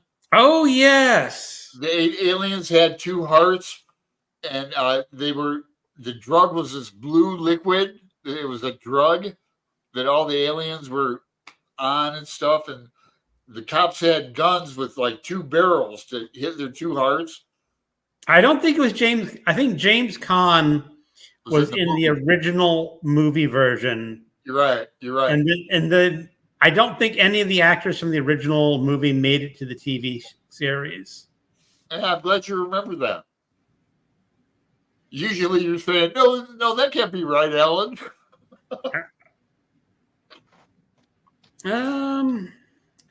If we're talking about TV, we do have to mention the Twilight Zone. Yeah. Uh, Yeah, Gareth has a lot of videos on that. Twilight Zone had a 1980s revival that was terrific. I remember some of those shows. Wes Craven directed a large number of episodes. Harlan Ellison was the creative consultant for the show, Ooh. and they adapted several of his stories. You mentioned Notably, Harlan in one of your Saturday. videos. I'm sorry? I said you mentioned Harlan in one of your last videos. I did, yeah. But Harlan Ellison wrote the short story Saturday, which was adapted into an episode that starred a very young Bruce Willis. It was terrific. Saturday. And for whatever reason, it's not available on DVD or Blu-ray anymore. You can catch some real poor quality episodes of it on YouTube. But it was a really great revival. I loved it. And of course, Twilight Zone was still popular enough to have its own magazine then, the Twilight Zone magazine, which was edited by Dennis Etchison. I don't know if this was. I think this was a Twilight Zone episode, and it was a really good one. It had the actor who did George Jefferson. Isabel Sanford. What? Isabel Sanford. Sanford. And he was a mathematics professor, and he's writing on the board all these mathematics problems, and he accidentally summoned a demon throughout. He evokes a demon by. He evokes a demon, and accidentally. he says, it's time to drag you down to hell. There's a big, backlog. We need all these souls. But the demon says, you can ask me 3 questions and you can ask me to do one task, and then I get to drag you to hell. And I don't remember. He asked 3 questions. Is there anything you can't do? He goes, no, I'm all powerful. And he says, is there any place you can't get back from? He goes, no, I can get back from any place. You can't send me somewhere. And he asks another question. He says, well, what's your task? And he goes to him and says, get lost. That was from the Jeffersons? No, it was the actor who played George Jefferson. But that sounds like a good storyline. It is. I mean, it was just, it was one of those as humorous, and it was really well done. Yeah, it's funny. A lot of big talent in those early episodes, too. I know Morgan Freeman was guest starring in episode 2. Oh.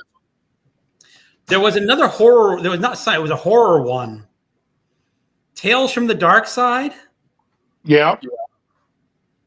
Yeah, there were a bunch of those on HBO and Showtime. Mm-hmm. Yeah, those were good. Yeah, they really were impressive, weren't they? Got a lot of good talent. Some of them are crap, but some of them are really interesting. So Flo says he's beautiful dog. Oh yeah, that really is. Love seeing Brockmeyer. He's a snuggler. Yeah. Now, does he sleep on the bed with you? He sleeps on the bed with me. We snuggle every night before we go to sleep, and we snuggle every morning when we wake up. That's part of our daily routine.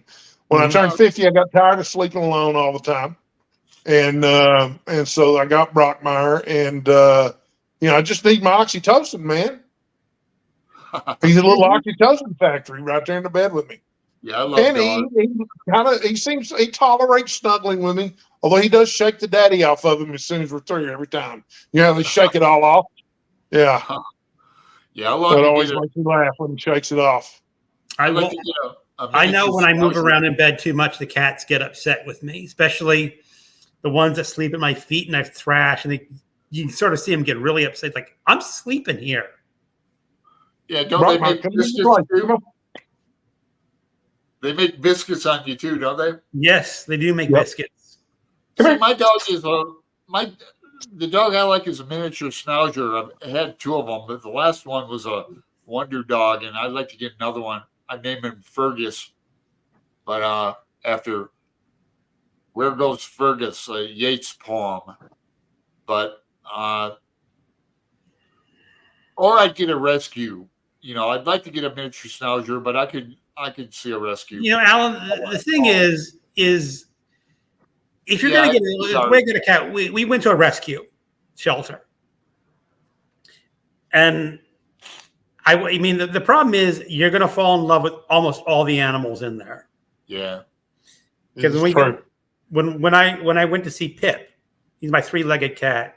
First cat I saw, put him on my lap. He rolled over, and I was petting him. And said, okay, we're just taking this cat home. And then we got another cat to go with them. But right, Chris, I could have easily come home with 3 or 4 cats, and that's too many. So that's why I don't volunteer at a shelter. Yeah. Plus, it's Bro, the bad part. Don't forget the bad part of shelters. Let's not. Well, I won't even go there. I have friends who volunteer at shelters, and it is really nice and great to walk them and all. But the problem is first of all, there are kill shelters, which would be really hard to work at. But then there are shelters where there's animals that have been there for years and years and years and never. Portland has some shelters like that. Mm-hmm. And that's what I would do if I went in one of those and say, "Oh, the cat's been here for 5 years. I'll just come home with me." Yeah, you're good with that though. Like you've had cats that have passed on, and you're good with that. Yeah, I've had a lot of cats over my years. Yeah. So people are saying hi to Tiffany. We're getting a little behind. They're still saying hi to Tiffany. Life is a lot like toilet paper in many other ways. Yeah.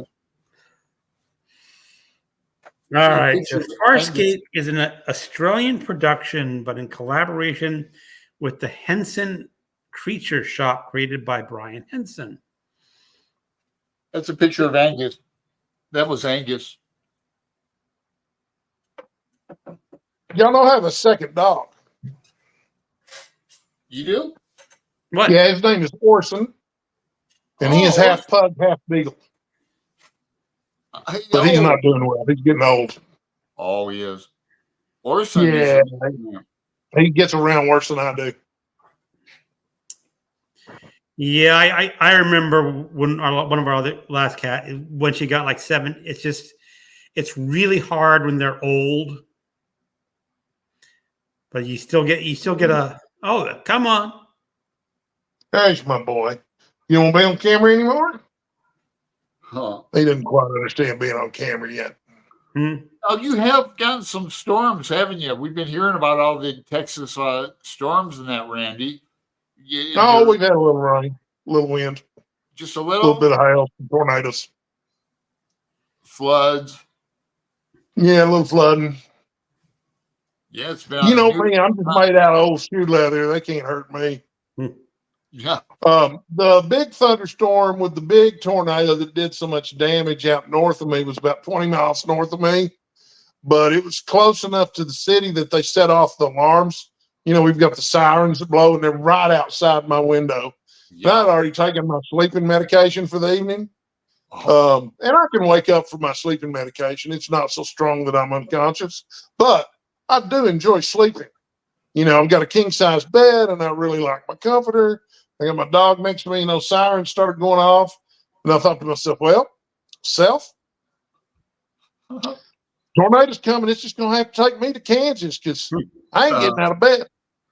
I know you told me that a few days or last week. You were talking about that. Yep. Take me to Well, my Kansas. other option was to get up and go hang out in the hallway bathroom. It's like, I don't want to mess with that. Yeah, Driftwood Ranch has always been here, and Driftwood Ranch will always be here. there you go. So Gareth liked Alien Nation, but I think the movie was better. The movie was amazing. Yeah, great concept, huh? Now, would you date an alien, Greg? No. Would you date an alien, Randy? Because Greg's married. He could. Would I date an alien? Almost certainly. Yeah, If I've they're always hot as enjoyed the alien exotic of women. the nation, yeah, but yeah. what if she looked like a sea slug or something? You know, I know. Well, it would just depend if I were attracted to her. I guess that's true. David Lee You know, Roth. I've going back probably to the dated book some on- women that you might think looks like sea slugs. The book on Van Halen that I'm listening to, David Lee Roth would date like any alien for sure.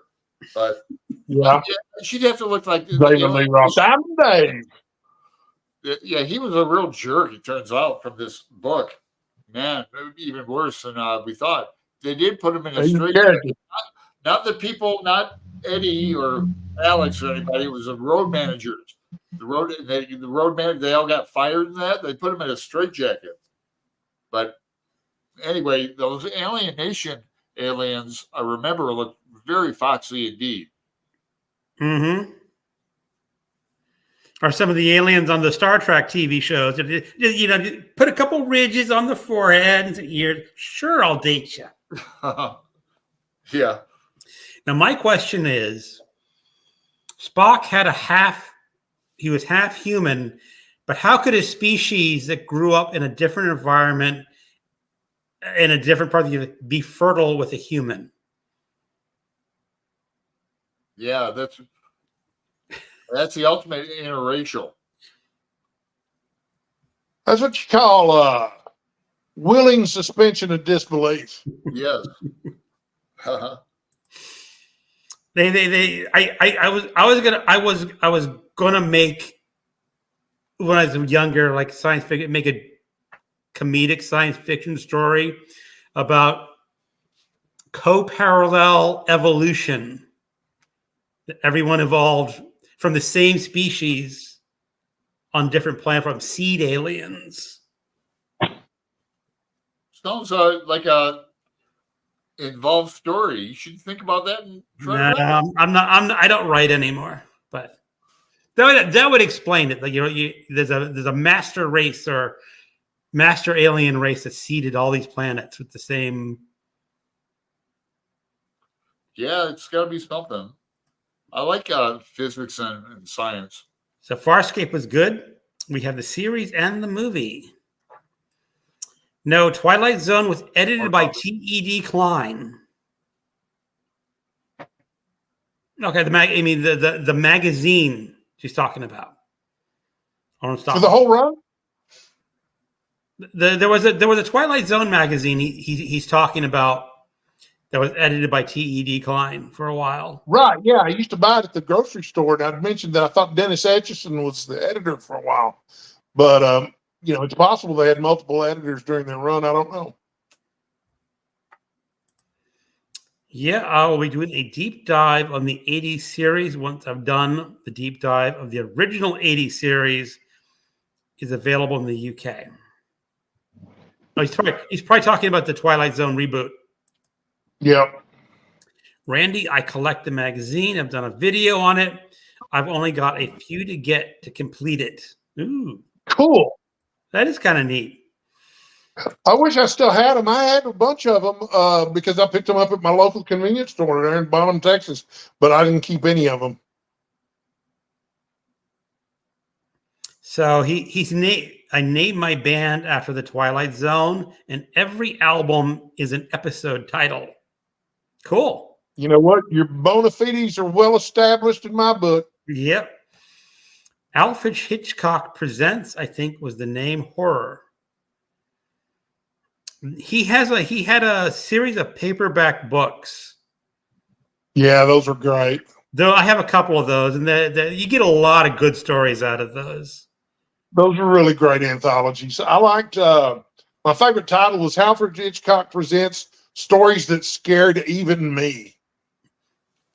My mom had all those. Hold on for a second. He had some really weird ones. Hold on for a second. I'm back. So we're playing tag team. Yeah. Yeah, I mean, so you know Dune pretty good, the book. Oh, Greg's back. Well, I've read it twice, so Yeah. I wouldn't say that I know it well. Isn't that I'm not unfamiliar with it. Let's just say that. Is it like more complicated than like Dan Simmons? Yes. Yeah, I imagine it would be. Okay. Go ahead, Scream Greg. along with me. Stories not for the nervous. Nice. Grave business. And more stories not for the nervous. Hmm. I wish I had more. They're fun.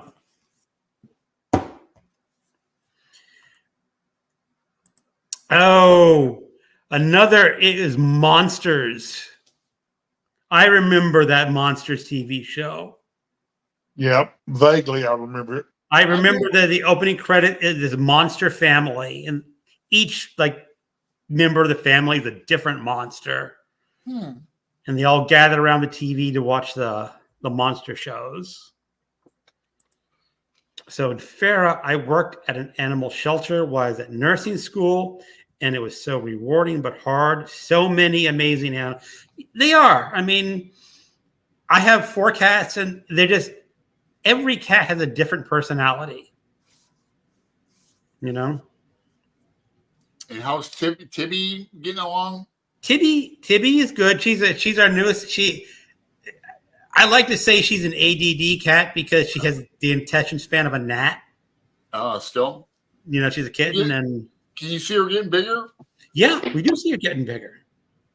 I don't think she's ever going to be a big cat, but she's getting a little bit bigger. And our cat Pip loves her. He loves to tackle her and pin her on the floor until she Fun. squeals. It's funny. Yeah, Pip didn't like me. He'd run under the couch. So, Flo, at one time I had 9 animals for many years, 6 cats, and Lord. 3 dogs. He must have had a big backyard, Flo. At the Grape Jelly Library. I know what you mean, Floss. I met my husband there, and we had 2 dogs, 3 cats, 3 ferrets, 2 Lord. rats, a python, a tree Python. frog, all rescued from there. Wow. A python even? I don't know if I could handle a big snake like that. I like looking at them. I like reptiles like lizards and kimono dragons, but snakes, you got to feed them like iguanas. Yeah, the problem with the python is you got to feed it a rabbit. Or guinea pigs and stuff. And yeah. You're a sweetheart, a python. How was the experience? How did you handle it? Roth or Hagar? Roth, says Floss. Yeah, for the music, Roth. You would like it, Flo. I'll send you a Voxer on it. Okay, so I'll answer my question. Vulcans and humans are related in the Star Trek universe.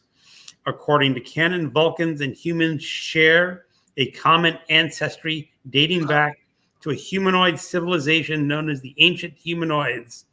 The humanoids. As opposed to the well. Okay, fair. No, I didn't really handle. I just watched her from afar.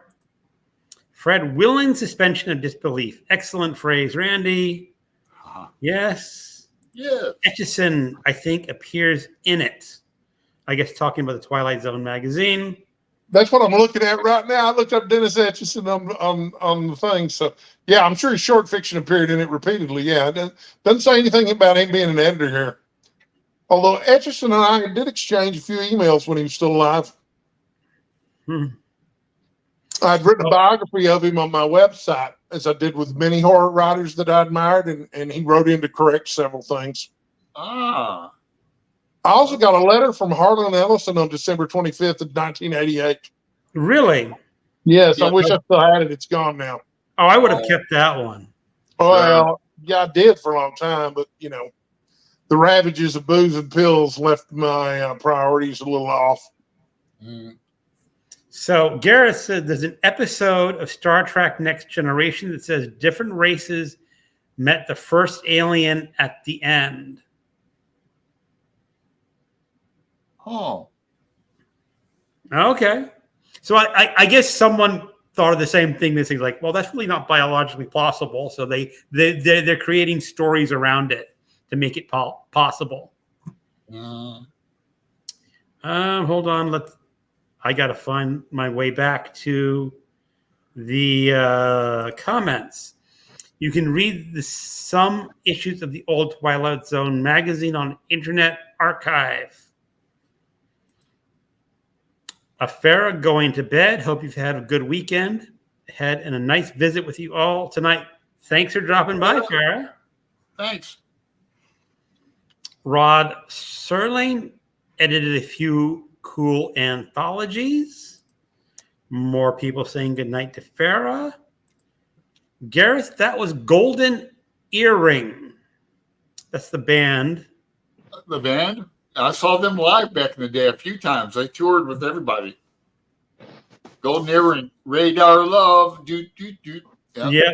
Now there's a comment down here. Ha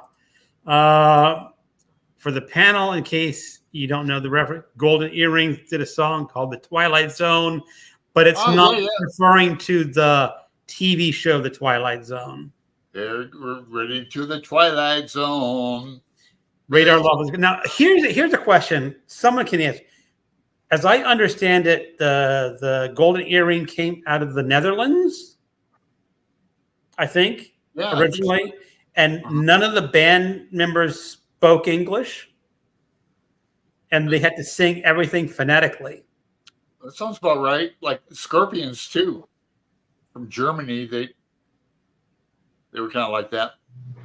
But I think you're right, Greg. Well, it's like opera. A lot of opera singers don't sing the language, or don't know the language they're singing in. They're just trained on how to sing it phonetically. Phonetically, yeah. My band isn't as famous. Haha. Oh, my horror, Randy. As a horror bookstore owner, did you ever have any merchandise related to Elvira? I can't believe I never thought of that before. You know, I'm pretty sure we had both their movies for sale on DVD. Yeah, she's the cool. DVDs, the horror DVDs were the worst selling product in the store, surprisingly. The best selling product in the store were the T-shirts. And they also had the highest markup. I would have been better off opening a horror T-shirt store. I think I was talking to MJ, I believe, about this. Like when we were growing up as kids, there was I grew up in Toledo, Ohio. I always call it a suburb of Detroit because we had TV out in Detroit. And at midnight on Friday, they showed like the Creature feature. Yeah, I'd go to my friend's house and watch it, stay overnight, watch it. Sometimes Elvira would be on, or sometimes the Dracula guy would be dressed up. Now I'm going to ask a question here. I'm sure all of us had a Saturday night, Friday night horror movie classic runs in the middle of the night on Saturday. It was for us. It was, and I'm asking you, say, can you remember who your horror host was? Yeah, we had Count Gore Vidal. Oh, and I remember he dressed. He had a Dracula costume. Come on, he put on the slick back hair and the white face paint, and then one year he had a mustache. It just became, why do you have a mustache? And I guess the guy who played it just grew a mustache. He says, I'm not shaving it. Dracula with a mustache. So who do you remember your horror host? Not by name. I remember. I have an image of him. Randy. Jamie Deadly. Jamie Deadly. Wow. Yeah, she was a Marilyn Monroe lookalike who dressed like Elvira. Wow. Very, very sexy woman. I got to meet her. That's hot. Cool. Very, very sexy. She wore those long black sleeves that covered her arms up to here. Oh, that's hot. She smoked cigarettes with the cigarette holder and stuff, and had the bright red lipstick. I've always loved that kind of, pinup girl look, even as it leans real goth. But yeah, they had a public access show here in Texas. Pinup girls Yeah. like Betty Page, pinup girls.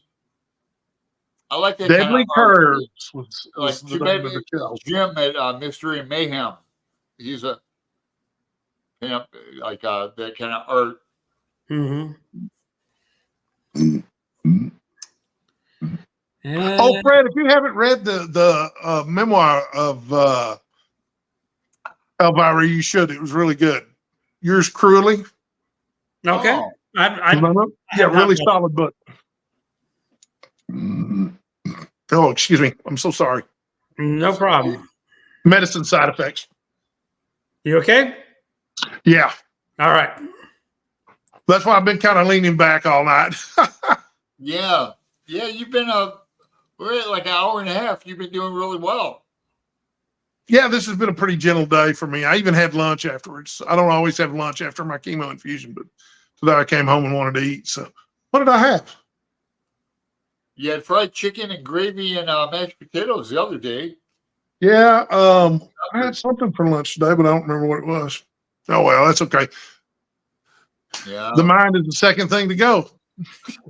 I had pizza all weekend. I didn't experiment on frozen pizzas. Remember I mentioned that, Randy? You were Right, having right. chicken dinner and I'm having frozen pizza. I bought I've like a had red some mighty fine frozen pizzas in my day, man. Well, I bought an expensive one from Trader Joe's, and then I bought a cheap $5 Red Baron, and it turns out I like the expensive one better. But Go figure. yeah, I do experiments like that. You never know. So I need a pet tree frog to eat the fruit flies in my house. Oh, we have. I wonder if gnats a Venus outside. flytrap would work as well, or maybe a honeydew plant. Oh, I had some fried rice for dinner. No. Fried rice. Yeah. Fried rice and chicken. Yeah. I might go have sushi tonight. I haven't had sushi at the sushi carousel in a month or so. When you come visit here in Texas, I'll take you to the greatest sushi restaurant you've ever been to. It's called Cage. Yeah. They only have 12 seats. Whoa. The building is the office building for what used to be a used car lot. And they make reservations once a year in October for the following year. And this year I waited until October 4th to make my reservations. I only got 3 reservations for the whole year, June, July, and August. Usually I try to go once a month, but of course this year I can't afford to go anyway. But Oh, wow. it's That's good. amazing. Absolutely amazing. Now, you know, Brian at Bookish, he's fond of yellowtail. That's Yeah. like his favorite sushi. I like that, but we have the carousel. But if you ask the guy, and I think he recognizes me, but it might be me. He always asks me what I want. He just makes it, you know. Right. Yeah. When I go, I like to go omakase and let the chef choose everything for us, especially if I'm there on a date. Mm. Ah, Yeah. It's hard to go wrong with the chef choosing each course for you. that's a good idea. I never thought of that, Randy. Yeah. I'm going to use that idea. Thank you. Tends to get expensive though. Yeah. Love David Etchison. Etchison was great, man. Really cool guy. What is your what? I'm not sure who he's asking. What's your website? Oh, he's probably asking about mine. Oh. EerieBooks.com is the defunct website for my bookstore. Is it- EerieBooks.com. it's dead. You know, there's still some content up there. Hmm. There's a whole bunch of lists of, you know, best zombie horror movies and, you know, link bait like that. You can go in there and argue with the writers I hired to fill out all those sections. And the biographies of the horror writers are out of date because a lot of them have died since then, but they're still interesting to read. There's also some great old pictures of me from when I owned the bookstore and my hair was still brown. Erie.com, EerieBookstore.com. EerieBooks.com. Erie Yes. Book. EERIE, right? Yep. And then the word books.com. And then the other website that I own that might be of interest to people is spaghettiwesterns.org, Huh. which is all about spaghetti westerns. Okay. Both sites need some serious work. Time for June on the Range. Yep. Just in time. Yeah, I'm going to try to watch some westerns to get my favorite western film. I don't think I can get 10, but I'll be able to get 6, I think, or 7. My friend Russell's coming over tomorrow night, so we can watch a Western movie. I think Okay. we might watch The Great Silence might be the one on deck for tomorrow night. All which I right. haven't seen yet. But for spaghetti westerns, I would be going Good, Bad, and the Ugly, I think. It's a great one. I've seen it a million times. I saw The Good, the Bad, the Ugly in 2010 in Hollywood with Eli Wallach in attendance. I was there for the TCM Film Festival, and it was really an amazing experience. But yeah, it's a great movie. It is. Well, I wouldn't mind watching The Great Silence. You're going to watch that tomorrow? Yeah, we're thinking about watching it tomorrow. Yeah. I don't know. I really love Day of Anger and Death Rides a Horse. Those are both really good too. Day of Anger? Day of Anger's fantastic, man. And it's really kind of unsung. You know, it's about a young guy, and you know, he's like a bastard. Nobody knows who his mom and dad are, but his job in the town is to collect all the human waste in a bucket and put it in the back of a cart and then take it to wherever you take such a thing. Lee Van Cleef rolls into town, and he's a real badass gunfighter, and he takes the sewage kid under his wing and teaches him to be a badass gunfighter. Terrific movie. Great. All right. You mentioned Good, Bad, and the Ugly. When are you going to watch that? Great. That's low on my list. I've seen it so many great. times already. I don't know, maybe. So I don't know. I'm trying to figure out. See, I've seen that one, and I kind of remember it. But there's some other westerns that I know. I think I watched in the '80s, but can't remember. There was one with Willie Nelson, like Barbarossa, Oh. You which I remember can't that? remember if it's a good movie or not. I just kind of. I remember that too. Randy, do you remember that one? I don't remember Barbarossa. I do remember The Redheaded Stranger and Honeysuckle Barbarossa Road. has Gary Busey as well. I really like neo-westerns a lot too. So, you know, one of my favorite neo-westerns is The Electric Horseman with Robert Redford. Okay. Terrific movie, man. You guys know this dude? He's There like he is, William H. Johnstone, William W. I- Johnstone. Mountain Man. I've not read any of his westerns. He's Mountain Man, I think. Is that right? He's one of those leisure books authors. Yeah. I Just think like Richard Raymond. he should write like a book in 2 weeks or something like that. Idaho Territory. I picked this up in the library free box. Pretty So big font. saying, I could read this. saying goodnight to Gareth, goodnight Farah. Good night, Gareth. Good night, Remember Farah. Commander USA? I watched him, but that was post cable. Do you want me to grab that? Please. Someone's buying me ice cream. Sorry, guys. Ah, Whoa. my favorite is Sounds like a pistachio. deal. I Heck had yeah. one yesterday. Daddy loves ice cream.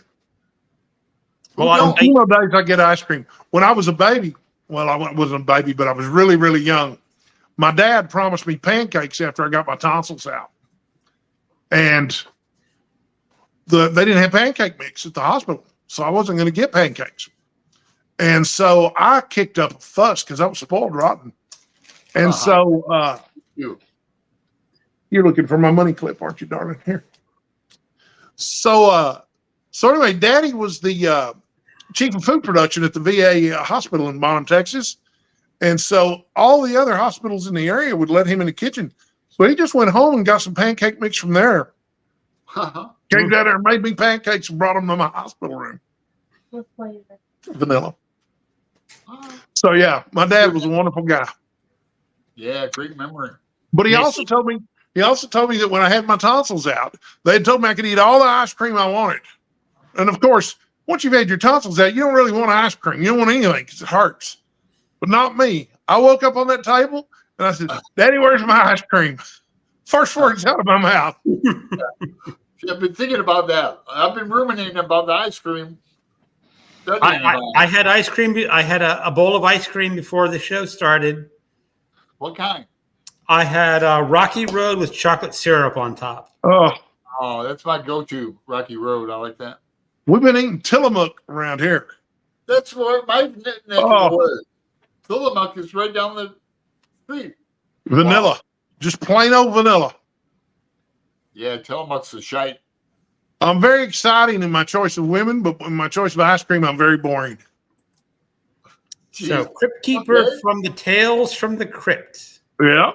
Oh yeah. I don't think he was he was the host for the TV series. I think we're talking about more of the Loco. the local introduction host to the horror movies rather than the TV shows. But here's someone who's I think on it is I love Joe Bob Briggs. I met him. He's tall as I am. Yes, Randy, an excellent book. Damn that Tom Jones. Old Tom Jones has got a few things learned about how to trade a woman, doesn't he? What a cad. Fred, that was fun. Thanks for being a guest, Randy. Have a good night, folks. Well, good night, Fred. Oh, and apologies for the multiple appearances of Randy's Angels tonight.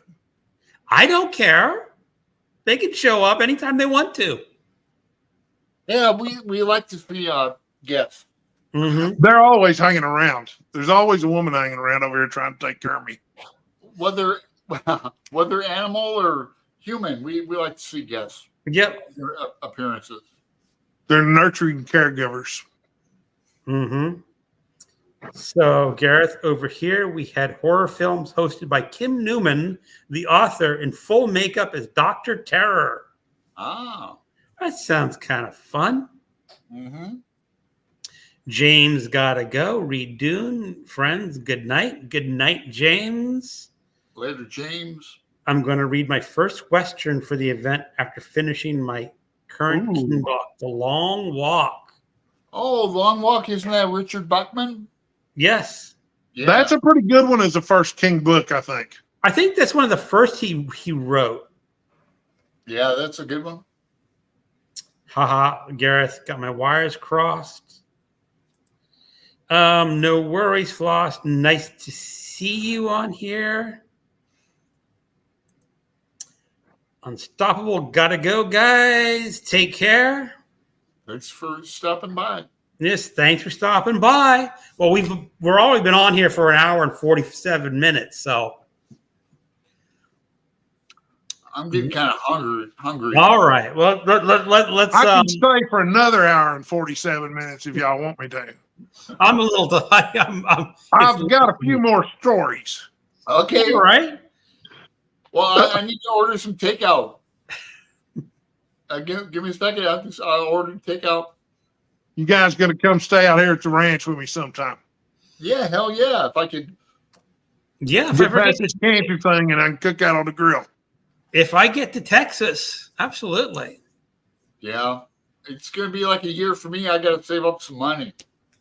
Yeah, well, it'd probably take me a year to recuperate from the drugs that cured me from the cancer or healed me from the cancer.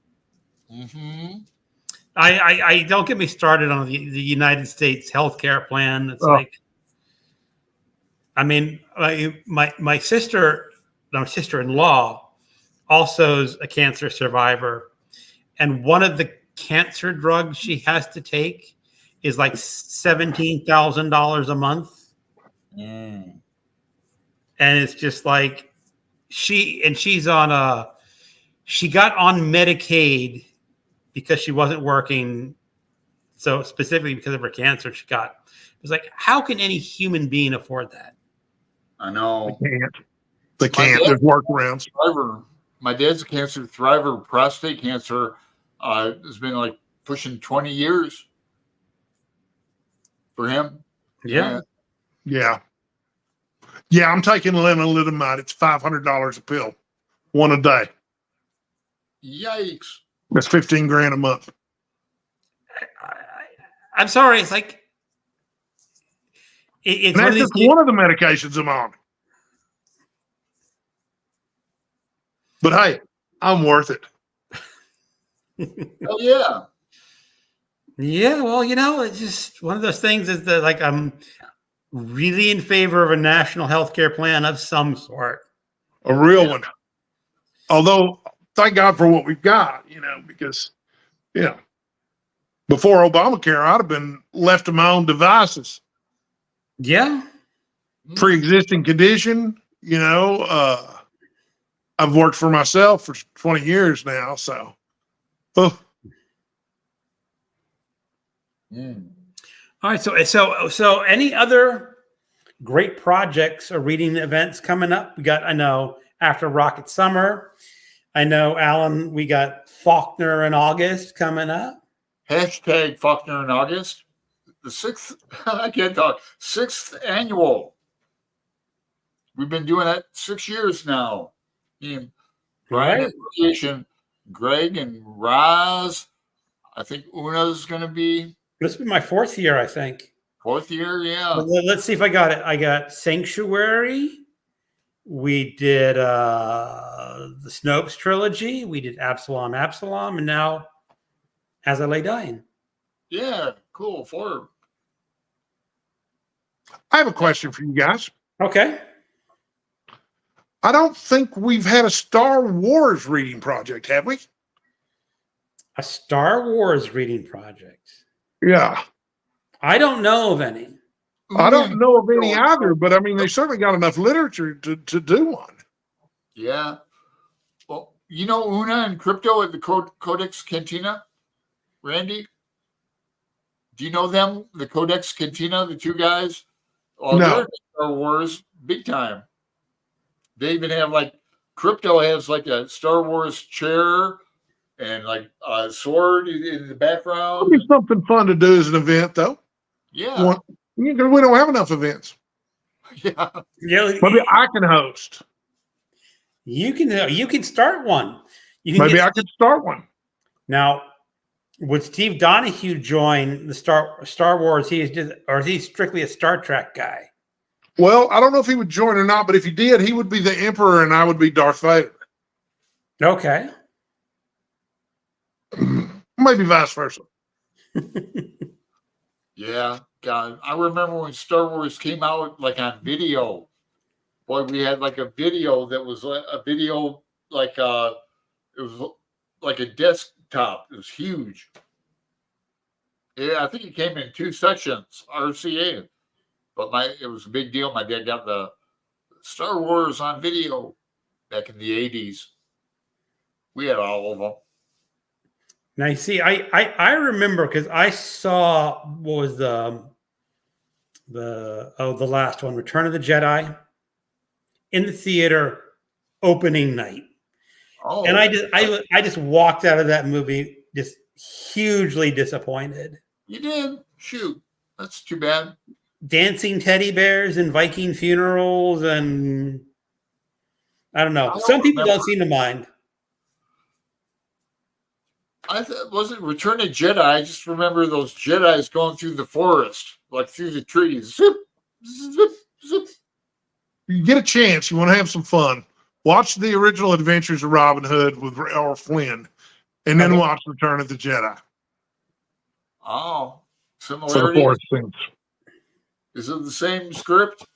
Well, it's not necessarily the same script, but a lot of the shots are very similar.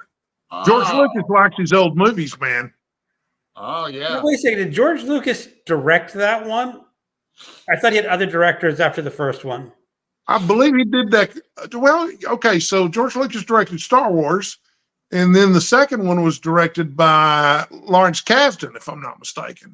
Someone else, yeah. It's a great Yeah, and I don't remember who directed Return of the Jedi, but I think Lucas was probably a pretty hands-on producer too, Okay.